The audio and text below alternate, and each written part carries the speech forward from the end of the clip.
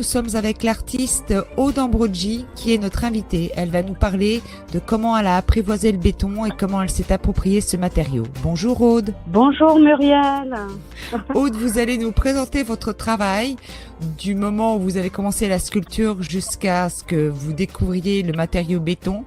Et vous allez nous détailler un petit peu ce rapport à ce matériau, ce que vous en pensez, comment vous le gérez. Voilà, c'est à vous Aude. Alors, je suis peintre, sculpteur, graveur de métier et j'ai touché à pas mal de matériaux parce que tout matériau me fascine. Mais là, je suis en train de plonger dans le béton. Pourquoi? Parce que c'est un matériau hybride. Que vous allez me demander pourquoi, c'est parce qu'il a plusieurs fonctions. Et pour moi, du coup, j'ai réalisé qu'il se déclinait à l'infini. Donc, pour un artiste, c'est un chouette terrain de jeu. Le fait aussi que j'ai réalisé qu'il était recyclable et réutilisable, ça m'a amené aussi une symbolique. Qu'est-ce que j'aime dans le béton? J'ai l'impression un peu de faire question-réponse, mais c'est parce que je suis obligée de suivre ma pensée. Bien sûr. J'aime le béton parce qu'il est stable, il est solide, il est résistant. Et il est résistant surtout aux intempéries. Alors, oui, le béton, c'est pas un art en soi. Le béton, pour moi, il répond à la simplicité de forme, mais aussi au processus artistique brut. Et ce qui m'intéresse dans le béton, c'est qu'il enrichit un métissage, parce que je le travaille avec de la céramique. Et moi, je privilégie beaucoup la mixité dans le travail, que ça soit dans la gravure, dans la peinture et dans la sculpture. J'aime bien allier différents matériaux. Et je pense que c'est ce métissage qui me plaît énormément. Et puis, pour faire un petit parallèle, je crois que c'est la richesse de notre société, de toute façon, hein, Muriel, parce que vous anoblissez le matériau béton. Il est souvent décrié, on le dit, on le compare aux barres de HLM. Et là, justement, vous en faites un art, quelque part. Oui, parce que il m'offre la chance de jouer avec un concept d'illusion. Alors, oui, le béton, il manque de noblesse dans l'esprit des gens. Et c'est ça que j'ai voulu déjouer. C'est déjouer une idée reçue comme tant d'autres, hein. Et j'aime le fait de pouvoir en faire ce qu'on veut tant qu'il n'est pas sec. Il faut juste avoir l'idée. C'est-à-dire quand il n'est pas sec, c'est quand vous rajoutez de l'eau que vous arrivez à quelque chose de formel. Exactement. Ça devient magique, c'est-à-dire c'est un matériau en fait complètement psychotique, hein, parce que tantôt il est lourd, tantôt il est léger, il est capable d'absorber la lumière aussi bien que de la réfléchir.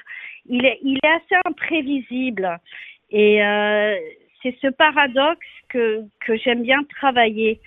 Alors oui, c'est un matériel qui est à la base industrielle, mais d'y amener une poésie a été un vrai challenge.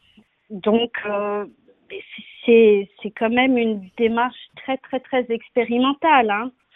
Vous êtes encore en pleine découverte ou vous l'apprivoisez de plus en plus? Je commence à l'apprivoiser, mais il me fait un tas de surprises. Parce que comme je fonctionne à l'instinct, c'est une relation tactile que j'ai développée avec lui, hein. D'accord. Et je pense que l'homme, il est au service d'une fonction et l'artiste, il questionne l'identité de qui nous sommes. La quintessence. La quintessence. Oui, aussi bien céleste que spirituel, hein. Et fallait que je trouve un narratif tout en faisant confiance à mes émotions. Et le béton, pour le moment, est ce matériau-là. Parce que j'ai besoin de prendre les gens par la main quand je montre un travail, parce que je le propose comme un élément de questionnement. Et Et c'est là où je vais revenir encore à la sémantique du mot, qui pose des questions, dur comme béton. Ouais. Euh, ben, c'est là où on peut se dire qu'il devient plus ou moins impérissable. Alors, la question après, c'est comment je l'anoblis. J'ai travaillé avec la pierre avant. La pierre, c'est un rapport tellurique à la terre. Ben, le béton, non, il est transformé par l'homme. Hmm. Donc, c'est après à l'artiste de révéler ce que contient la matière. Et Et pouvez-vous nous parler des différentes formes que vous lui donnez? Sous quelle forme sont vos sculptures pour que les lecteurs se représentent, enfin les auditeurs se représentent un petit peu vos œuvres? alors, c'est des formes animales. Je travaille pas mal avec la métamorphose, animal, humain. Euh, il y a un petit rapport mythologique. Et en fait, j'ai regardé le travail d'un artiste qui s'appelle Jason de Keres Taylor, Ah oui, qui est bien un sûr. artiste britannique. Il a fait des musées Et subaquatiques. exactement. Et je trouve que c'est génial ce qu'il a fait de fonder un musée sous-marin. Et je trouve que c'est complètement novateur. C'est des œuvres vivantes parce que il permet une interaction avec la faune et la flore en faisant des grandes sculptures subaquatiques. Et en fait, il aide à favoriser le développement de coraux parce qu'il leur offre un socle. Et là, j'ai trouvé qu'il y avait une connivence avec cet artiste. Parce que qu'est-ce qu'il fait? Il met en avant le fait que notre planète change et quelle est la relation entre nos mondes construits et aussi le monde naturel et combien on est sujet, je pense, à l'inévitabilité du changement, quoi. Euh, donc, c'est sa métamorphose qui me fascine. Parce que, pourquoi? Ben parce que le béton, il emprisonne l'eau aussi pour la solidifier. Mhm. Euh, donc, c'est quand même très, très étrange et assez fascinant. Le Mais béton est étrange pour vous, donc. oui, oui, oui, oui, oui, oui, oui. Mais je m'interroge sur son utilisation, hein. Euh, pourquoi? Parce que j'ai regardé aussi, j'ai écouté le philosophe Anselm Japp, qui est un philosophe allemand, et il enseigne l'esthétique à l'Académie des Beaux-Arts à Rome. Et lui, il a un regard assez cynique sur le béton parce qu'il dit que c'est une construction massive du capitalisme et qu'on doit le subir collectivement car l'architecture, on ne peut pas l'éviter. Et ça m'a beaucoup interrogée. Mais je trouve que le béton c'est un outil fonctionnel, mais qui à l'édification de notre société. Enfin, il y avait déjà du béton à Rome, le Panthéon de Rome notamment. L'acropole, Voilà, oui, voilà, c'est ça. Donc c'est on est toujours loin du, debout.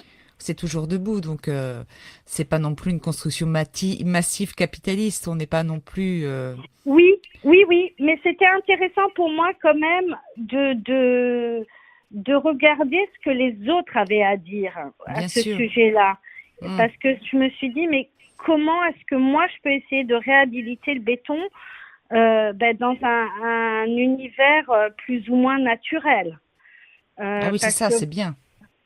c'est ça qui m'intéresserait, c'est de pouvoir, avec le temps, mettre des structures en béton que je mets des pigments dedans, je mets de la couleur, le réhabiliter dans un espace où il n'y a plus de couleur. Dans un espace urbain, désolé, peut-être dans Voilà, des cités ou ce genre de choses. exactement, Ah oui, exactement. c'est une C'est bonne ça qui idée. me ferait éventuellement très plaisir. Bon, je suis jeune dans ma carrière, donc il va me falloir un petit peu de temps. C'est un objectif pour moi. Et parce que je me dis aussi, Ben, on en avait déjà parlé. Pourquoi est-il armé? Cette question-là, elle est très importante aussi. Il est armé contre quoi? Et, et, et bon, à force, je me force à conclure qu'il traverse le temps pour devenir intemporel. Donc, est-ce qu'on peut poétiser le béton? Et c'est ça que j'essaye d'explorer dans ce travail-là. Bah, vous y arrivez très bien dans Euh, vos œuvres, en tous les cas. Les auditeurs ne peuvent pas le voir, mais en tous les cas, le rendu est vraiment très poétique. ben, je vous remercie. Ben, peut-être je visite cette matière pour m'en éloigner. Vous savez, je sais pas trop. Euh, mais c'est parce que en tant qu'artiste, voilà, je propose un travail comme un élément de questionnement. Je ne, je ne donne pas de solution. Je laisse le rêve prendre. C'est beau. Et Donc, quel béton utilisez-vous plus particulièrement? Vous m'aviez parlé du alors, Paraxenco.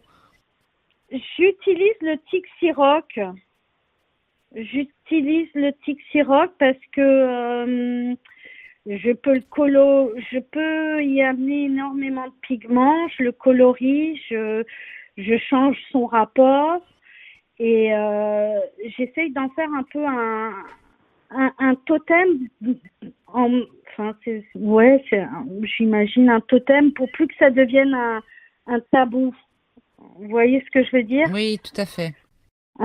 Parce que après, forcément, j'ai lu pas mal de papiers sur la pollution du ciment par rapport au CO2, mais je vois qu'il y a plein d'alternatives qui sont en train de se proposer, qu'il y Oui, a plein les bétons et d'industriels. les ciments bas carbone, effectivement, c'est très en vogue à l'heure actuelle. Ben, bien sûr, il y a plein d'industriels qui s'activent Qui pour trouvent des mettre au solutions, bien point. sûr, bien sûr. Ouais. Ben, on le voit ça à Saint-Gobain où ils utilisent du béton de terre ou dans l'Hérault, je sais, on m'a parlé d'une route qui avait été construite avec des coquilles d'huîtres. Je trouve ça assez génial. Donc, ils s'amusent à plus prélever les matières premières dans l'environnement. Ah oui, Euh, bien donc, sûr. donc, je trouve qu'il y a des alternatives durables au béton pour réduire le bilan carbone, tout ça. Il y a des bétons de chanvre, il y a des bétons d'argile.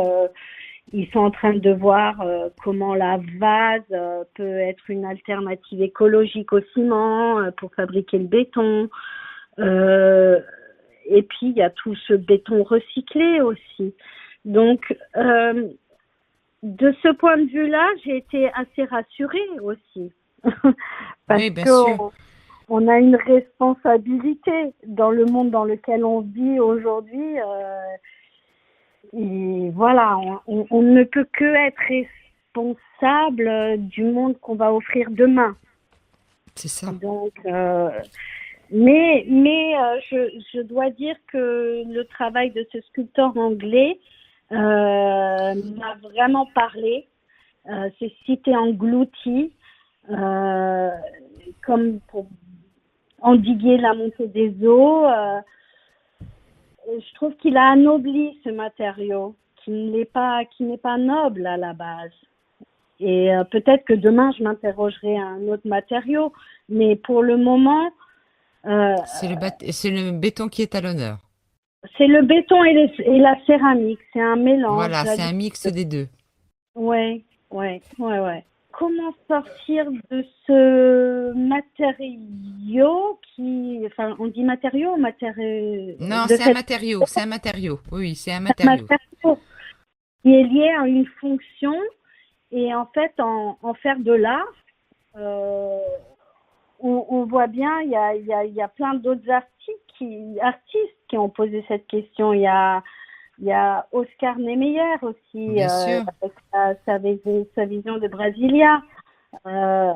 C'est poétique. Et ça, c'est super intéressant. Euh, Parce que en fait, ce qui me fascine, je pense, démultiplier les supports. C'est ce rapport là dans lequel je me projette en ce moment et que je trouve assez passionnant, hein. Et puis il y a un vrai plaisir physique aussi. C'est dur pourtant le matériau, ce matériau est, enfin je veux dire au toucher, c'est pas non plus évident quand même. Ah ben, il est très paradoxal, hein. Comme je vous dis, il est à la fois lourd, léger, parce qu'à la base, quand on le met, c'est une poudre, donc il est tout léger, c'est qu'on a l'impression de manipuler de la farine. Dès qu'on y ajoute l'eau, ben, ça se densifie. Il est très paradoxal, et puis moi, j'aime bien le travailler en urgence, c'est-à-dire au moment où il va se solidifier. Je sais que j'ai très peu de temps. Je dois avoir 1 heure et là, je peux commencer à sculpter. Et c'est ce rapport-là qui est vraiment chouette, hein, d'un niveau sensation, purement sensation. Là, je suis très primaire dans mon approche, mais non, au contraire. C'est des sensations que ça envoie. Donc, et puis d'y mélanger des pigments. De le façonner pour essayer d'y amener un propos poétique, je trouve ça assez génial. Enfin, en tout cas, j'ai beaucoup de plaisir à le travailler pour le moment. Bon, bah c'est parfait, Aude. Je vous remercie de nous avoir raconté un petit peu votre rapport à ce matériau béton qui est cher à notre équipe de Béton le Magazine. Retrouvez tous nos podcasts sur nos plateformes d'écoute et sur notre site AC Press. Je vous remercie infiniment, Aude, d'avoir été notre invitée. Merci à vous. Bonne journée. Bonne journée à vous. Au revoir.